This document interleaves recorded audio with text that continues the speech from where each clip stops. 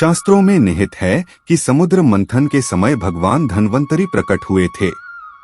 भगवान धन्वंतरी की पूजा करने से घर में सुख समृद्धि और खुशहाली आती है। साथ ही धन संबंधी परेशानी दूर हो जाती है। धनतेरस तिथि पर सोना चांदी की खरीदारी की जाती है। ज्योतिषियों की माने तो धनतेरस तिथि पर प्रदोष काल में खरीदारी करना बेहद शुभ होता है। कार्तिक माह के कृष्ण पक्ष की त्रयोदशी तिथि पर धनतेरस मनाया जाता है। शास्त्रों में निहित है कि समुद्र मंथन के समय भगवान धन्वंतरी प्रकट हुए थे। भगवान धन्वंतरी की पूजा करने से घर में सुख समृद्धि और खुशहाली आती है।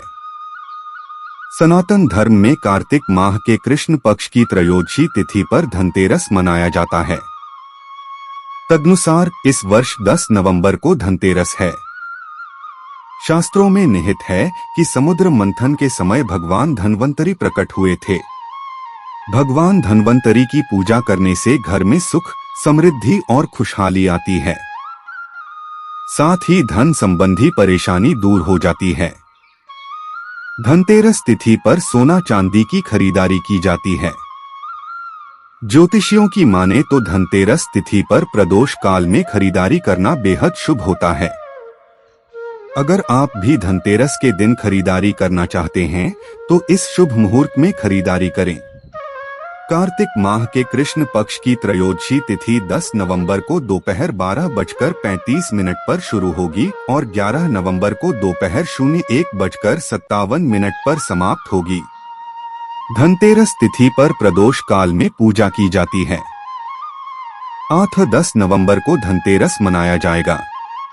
पंचांग के अनुसार कार्तिक माह के कृष्ण पक्ष की त्रयोदशी तिथि को प्रदोष काल संध्या काल 05:30 से शुरू होगा और शाम 08:08 पर समाप्त होगा। वहीं वृषभ काल भी संध्या काल 05:47 से लेकर 07:34 तक है। धनतेरस तिथि पर दोनों ही काल में पूजा कर सकते हैं। ज्योतिषियों की माने तो धनतेरस तिथि पर प्रीति योग का निर्माण हो रहा है। इस योग का निर्माण शाम 05:06 के पश्चात हो रहा है। ये योग रात भर है। इस योग में पूजा करने से साधक को अक्षय फल की प्राप्ति होगी। इससे पूर्व विष्कंभ योग बन रहा है।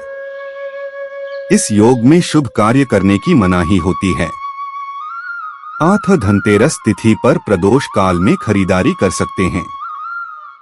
आसान शब्दों में कहें तो धनतेरस तिथि पर संध्या काल 05:05 के पश्चात खरीदारी कर सकते हैं।